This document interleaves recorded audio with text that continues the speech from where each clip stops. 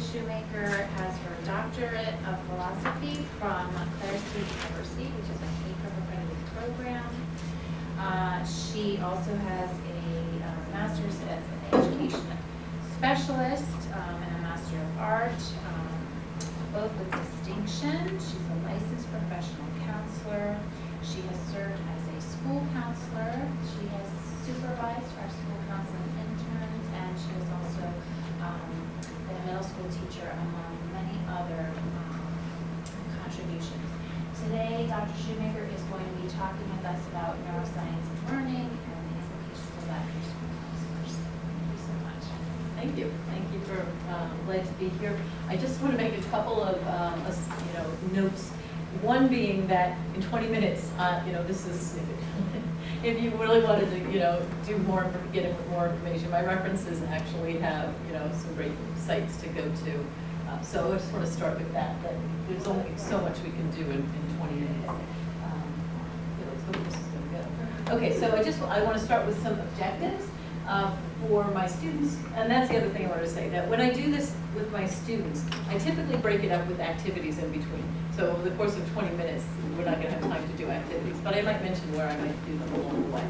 So first for today is just hopefully you walk away with a basic understanding of how neuroscience is part of what goes on, understanding the principles for human behavior and development.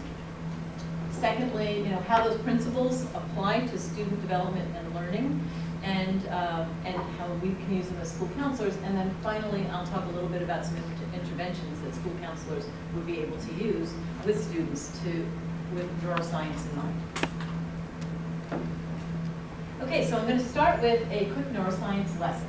So when I do this, a lot of times I use Dan Siegel's handy brain model, which is, a pun intended on his part. If you kind of take your hand and you fold it like this brainstem would be here, the limbic system would be here, and your cortex would be kind of here. So we'll talk some more as I go along. I just wanted to kind of give you that idea. So the brainstem, it regulates things like breathing and all of our bodily functions. I mean, imagine if we had to remind ourselves to breathe every time. There wouldn't be a lot of room for cognition and other things that we need to be doing. The limbic system, which you may know the amygdala, which is known for fight, flight, freeze, but also for getting the motivation we need to do things as well. The hippocampus, which is where it's key in the idea of explicit memory, and then the thalamus, which does all the regulation, not only through the brain, but through the body as well. So that's another important area. Paul MacLean once talked about the triune brain, where he talked about the reptilian brain, the mammalian brain, the primate brain, and now with the when we talk about the prefrontal cortex, more the thing that actually makes us human, cognitive consciousness part. Okay, so both of these are considered subcortical, below the cortex. They are the most ancient parts of the brain, mostly concerned with safety, pleasure as well, but a key motivator is safety. So then when we go up to the cortex, the part that kind of covers the ancient part of our brain, it's newer, it's more evolved. It has a lot to do with our cognition and thinking processes. When you look at your brain, running right down the center part is the corpus callosum.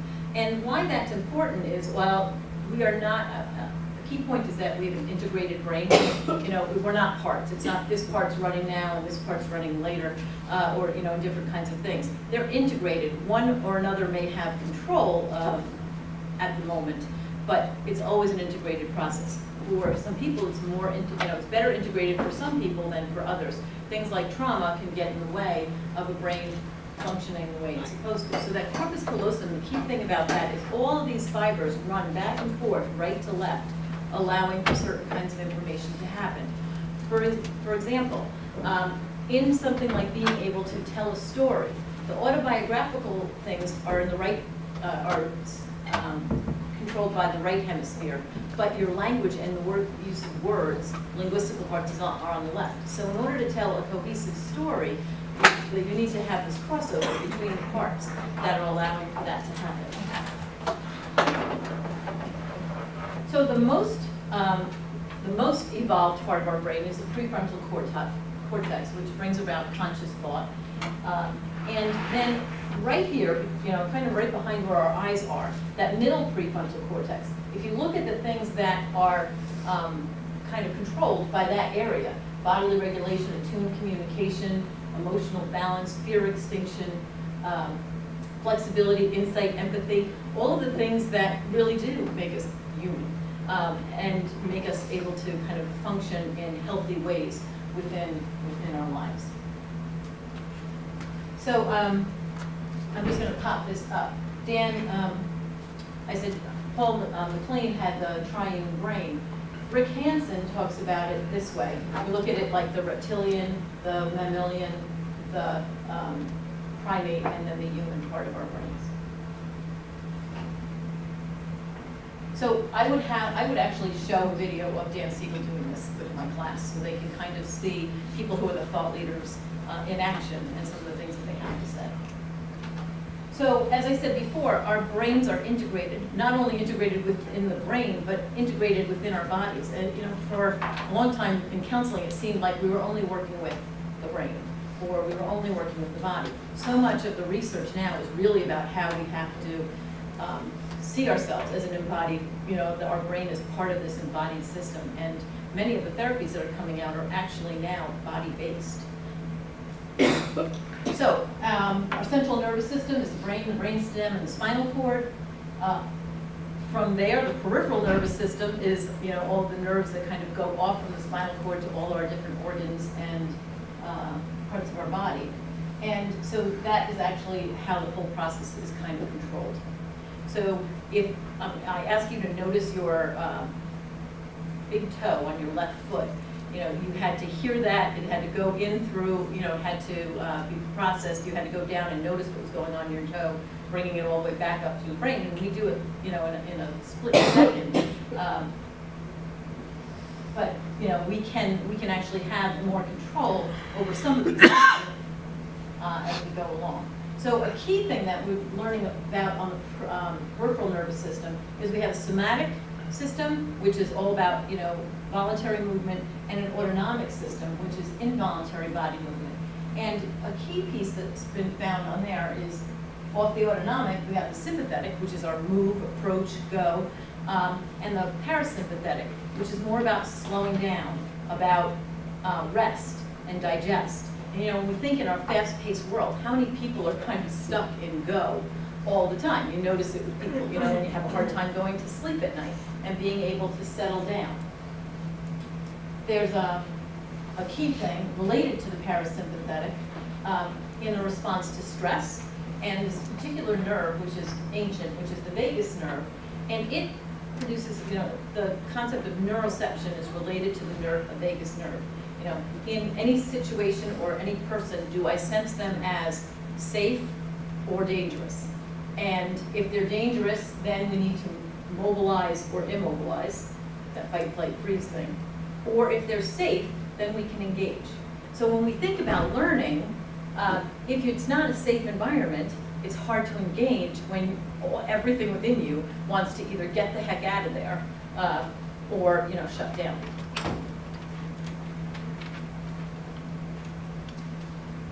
So I talked about the ancient brain and the safety and basic needs. And the idea of an amygdala hijack is when something stressful can happen that triggers the amygdala to give you this message to just get the heck out, or or to play dead, or and that's ancient and ingrained in us. But today, social and cultural threat is the equivalent of imminent danger.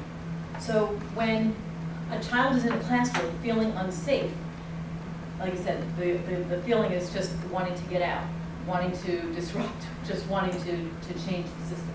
So for our teenagers, and even younger at this point, with all of the social media that's going on and the constant barrage that's happening not only in school but outside of school, there's almost a constant sense that there's something threatening going on.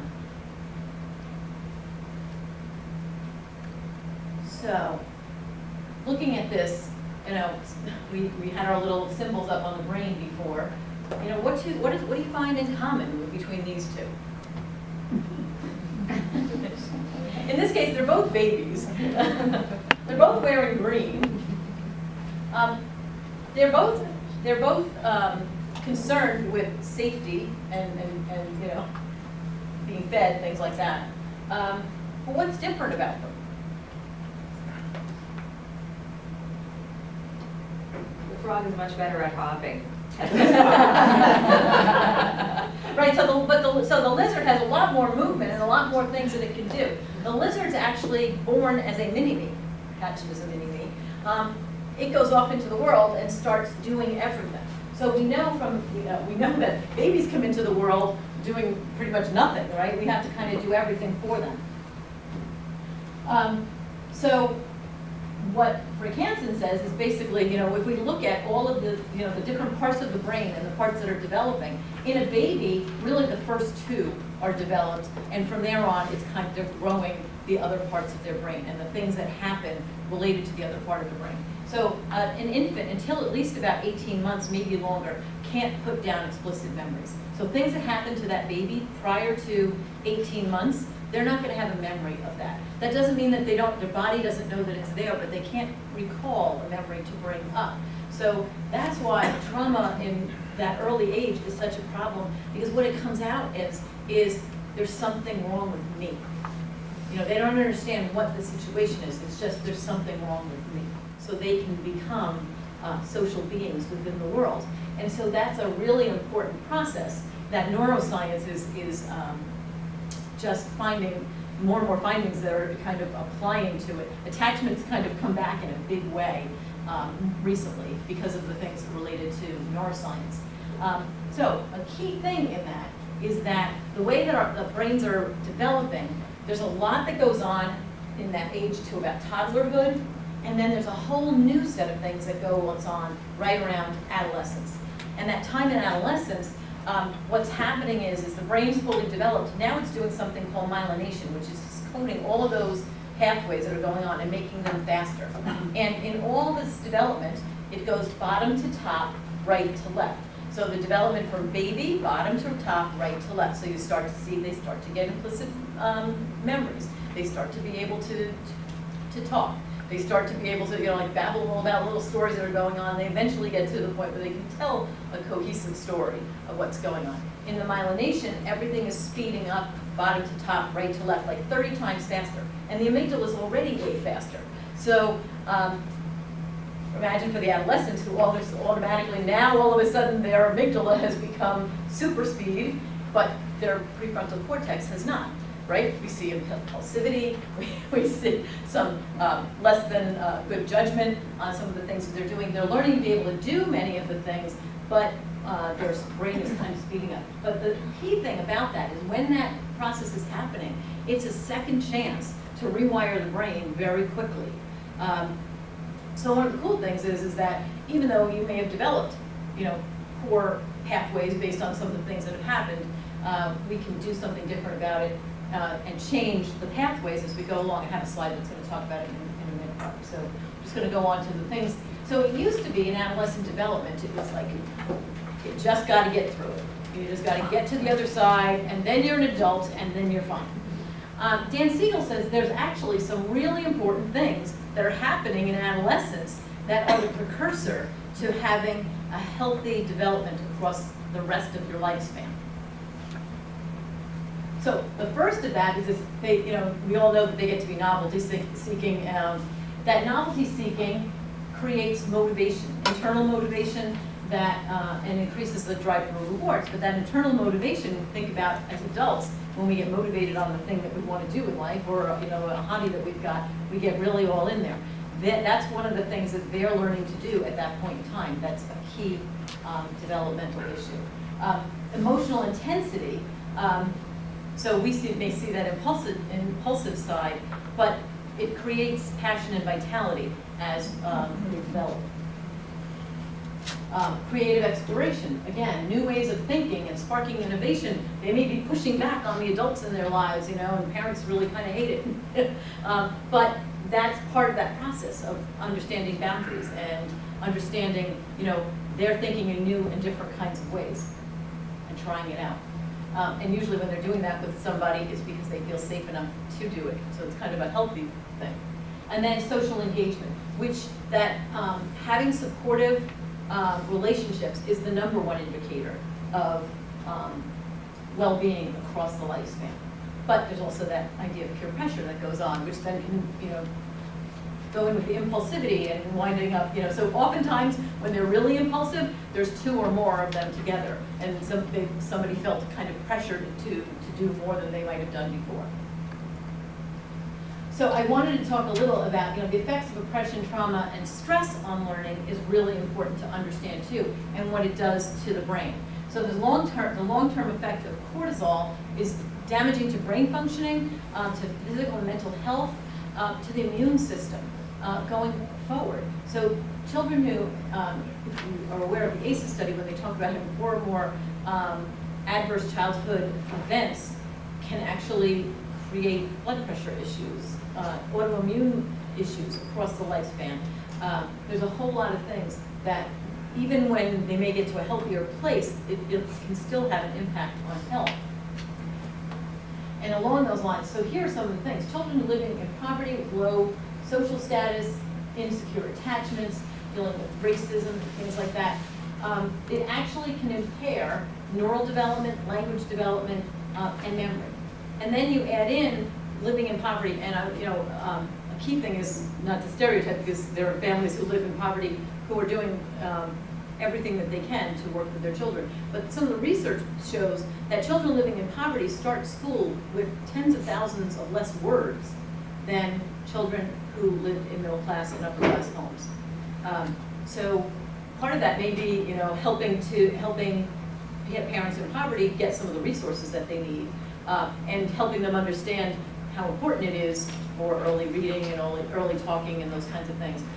But there's also the hormonal things that are going on that are causing damages and causing problems and delays in some of the important things related to school. So let's take a minute and, I'm talking fast and I'm telling you a lot of things. So let's kind of tie it all together. So from the learning perspective, the prefrontal cortex is all about cognition and conscious thought. The hippocampus is really important from that explicit memory. If you can't lay down explicit memory or retrieve things that have been laid down because they're being laid down in not normal ways through trauma and things, you're going to have a hard time recalling the information that you've learned. So it's important that it's laid down in a way that can be retrieved. And then the amygdala, while it's related to fight, flight, freeze, it's also involved in motivation and the motivation that you need to learn. So these 3 pieces are really important in the process of learning. Now, I talked about Steve Porges' work. So do they feel safe? If they feel safe, they feel more likely to be able to engage in the process of learning. And that looks like being more curious, being able to take risks. On the other hand, if they don't feel safe in the environment, you're going to see behaviors that are school avoidant, or maybe acting out in the classroom, things like that.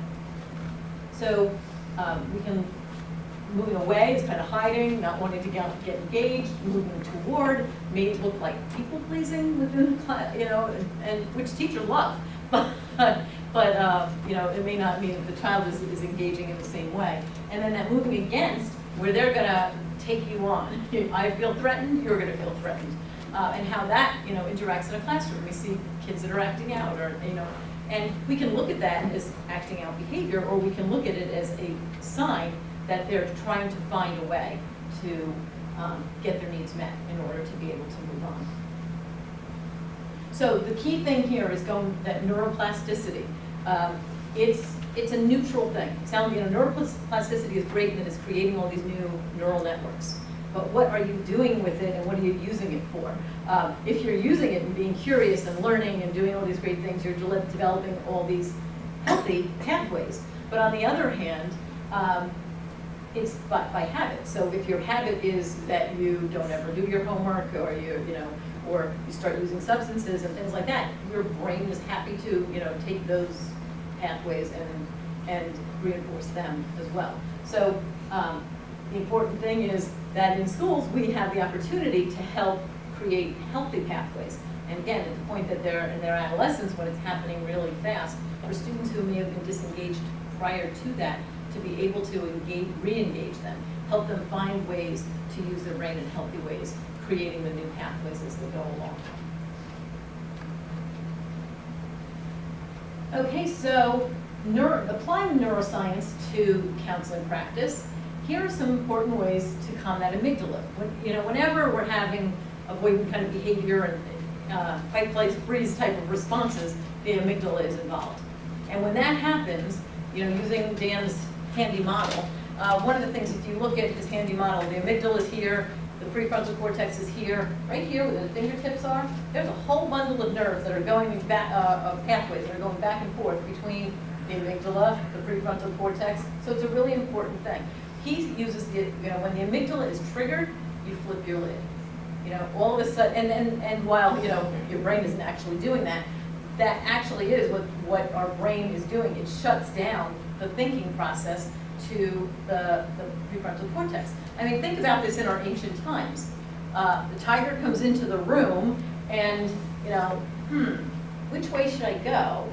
That way might be a little quicker and you're toast, your lunch, as opposed to flip our lids or to have that the connection to the prefrontal cortex to turn off whenever we feel triggered.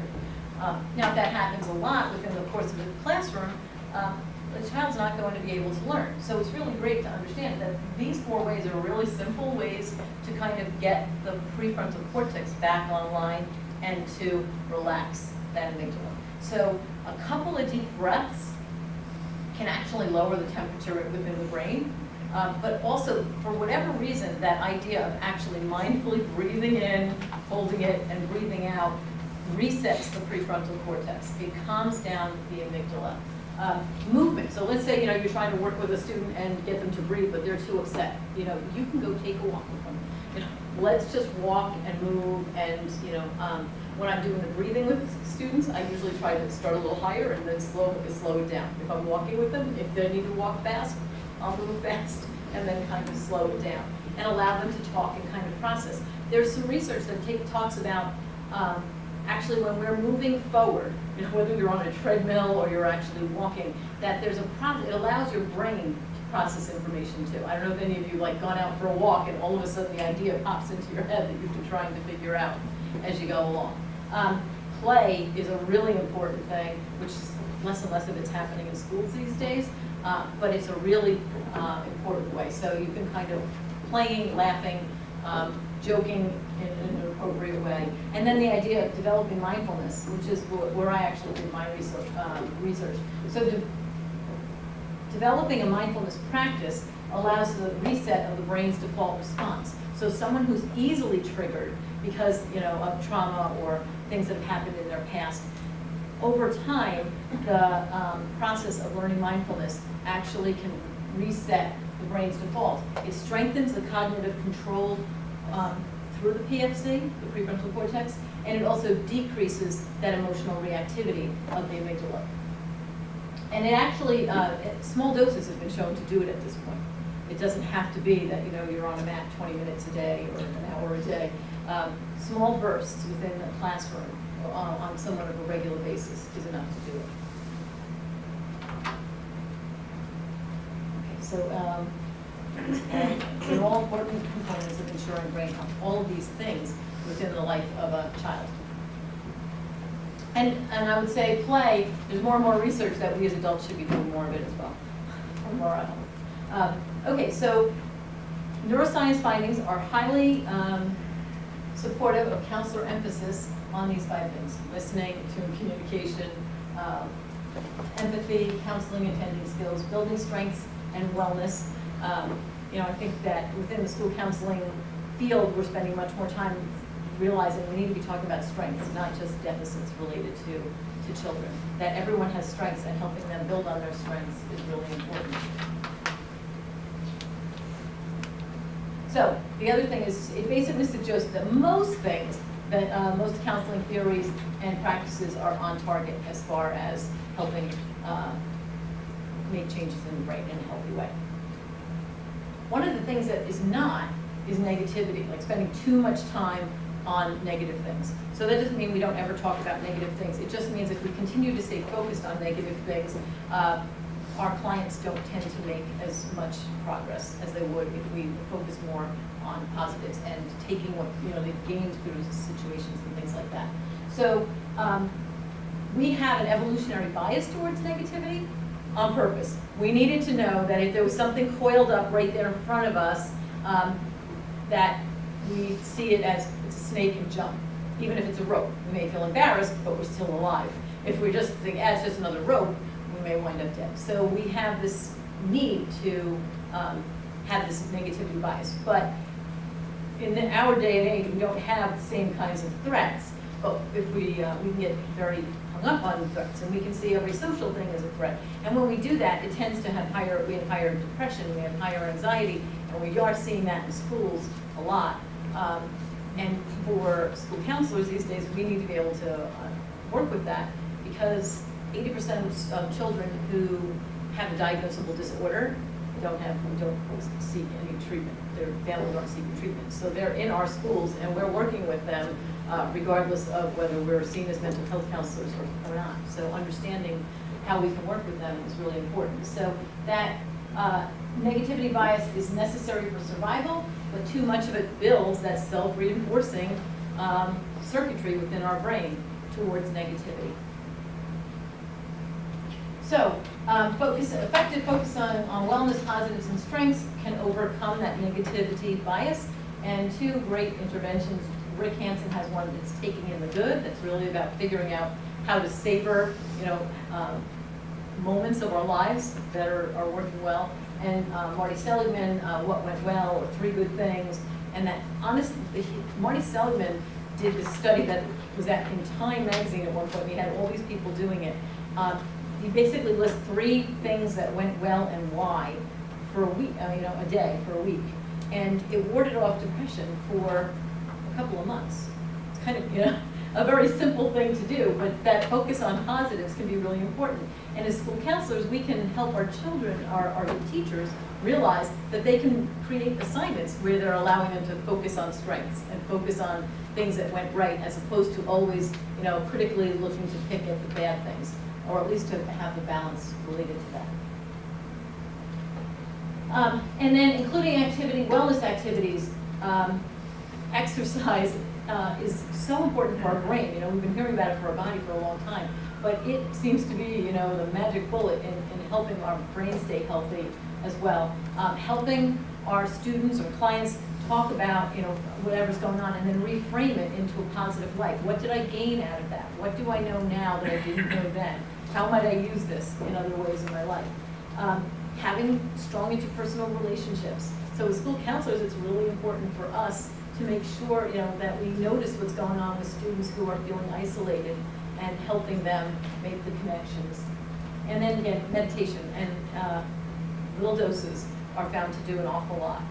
So now this is anecdotal, but I had a student, I teach mindfulness to all of my practicum and internship students, because there's some research that shows that students who learned mindfulness increased their skills by 1.5 over their counterparts that did not. So that's a pretty big jump in skills building, because they learn to be less judgmental about how they're doing, and more able to sit with their own anxiety when they're dealing with certain situations. So one of my students was a 3rd grade teacher, and she brought it to her class and just started, we use the book, John Kabat-Zinn, Wherever You Go, There You Are, which has all these little mindfulness things. So I let them try out all kinds of things outside of class. and she started doing it with her students in class. And she found that they would remind her that she forgot to do their, you know, their exercise. But the other thing that she noticed is that at lunchtime, they would come back and they would be kind of wound up. But once they started doing mindfulness, it took the time to have to do the mindfulness, but then the students were ready to go. And she had a lot less wrangling of students. Now, like I said, that's anecdotal in this case, but I'm hearing that a lot through organizations like Mindful Schools and things like that, yeah. I just wonder if you could give a quick definition of what you mean by mindfulness. Paying attention on purpose, without judgment to the present moment. Thanks. So when I did my research, I taught mindfulness. I started with mindful listening. I did a gong and had them listen till they couldn't hear anymore, and let them expand. Then I helped them find, learn to breathe in, to do breathing, helping them find anchors, where they felt it more in their body, so they could kind of use it as a way of focusing. But when I teach it to my students, one of the reasons I think it's really important is you can teach mindfulness to anyone, but there's certain things that you need to do, like invite students to do it, invite them to close their eyes as opposed to not closing their eyes. Because for someone who's dealing with trauma, just even closing your eyes can be terrifying. So I teach them how to do it so that they can work with students with whatever's going on, and teach them how to create anchors and things like that for safety.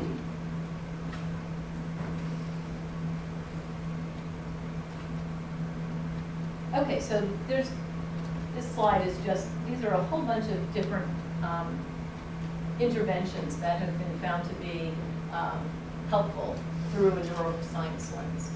So as school counselors, there's a bunch of different things that I would, then work on teaching my students or helping them investigate more as ways to be able to use some of this. That's it.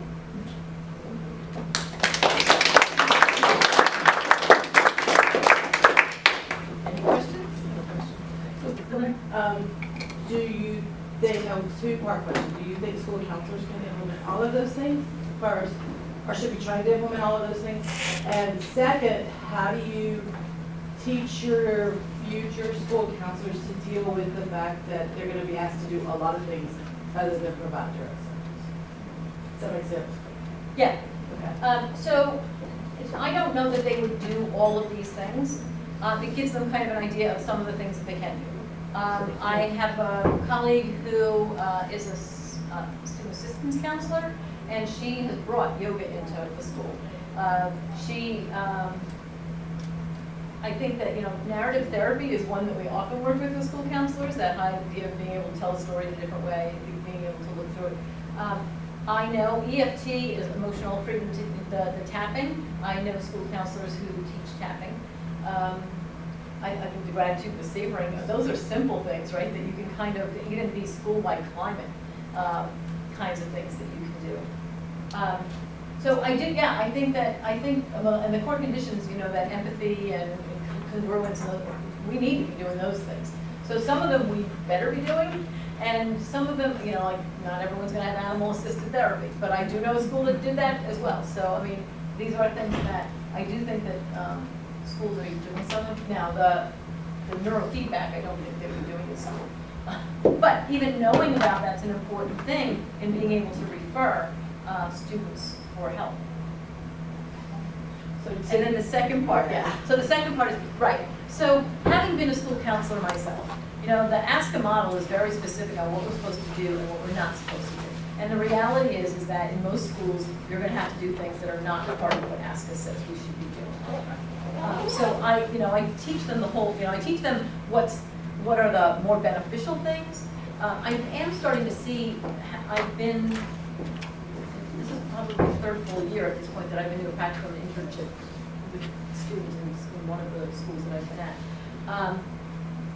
I am starting to see principals having more an idea of the value of school counselors doing counseling as opposed to doing some of the other things that are going on. And so, honestly, I decided to go back to school and be in this position because I became a school counselor in 2007. So I had a career change, and one of the things that I observed was that for many students, by the time they, they do practicum and internship, and then they're trying to get tenure someplace, and now we're 5 years in, and they are now just indoctrinated into what that old system was. So my reason to go in was, one, to inoculate them at first, but with the changes that are happening, I'm helping them see that they can be change agents, even at that practicum and internship level. They can start to, with schools, with student objective, growth objectives and school objectives, they can show their principals and their other counselors how they can do some of this data-driven stuff, helping them, So, yeah, I found a way to help them, and they're finding in many places where that's actually valued, that they're coming in with some of these ideas and helping them see how they might use some of the things that asking them, asking us to teach and asking them to implement when they get to their schools. Any other questions? We have time for one more, yes. I just wanted to say that I think your notion of emphasizing a variety of possibilities and also emphasizing school-wide interventions or school-wide climate efforts are really excellent, because there are never enough school counselors to go around. And so that's sort of a prevention background that would be occurring, because the more the climate of the school is supportive of appropriate student development, the less individual work actually would need to be done. And I started my school counseling career doing prevention into schools. So, yeah, the tiered systems of support is growing. The DOE has an whole entire website, set of web pages related to tiered intervention at this point. And so it's something that I teach in every one of my class, every one of my school classes in particular. I'm teaching the tiered intervention approach. That idea that we can measure what's going on within a classroom level, work at that level, and then only and move up in what we need to do in interventions based on specific students. And the whole social emotional learning has become a big thing.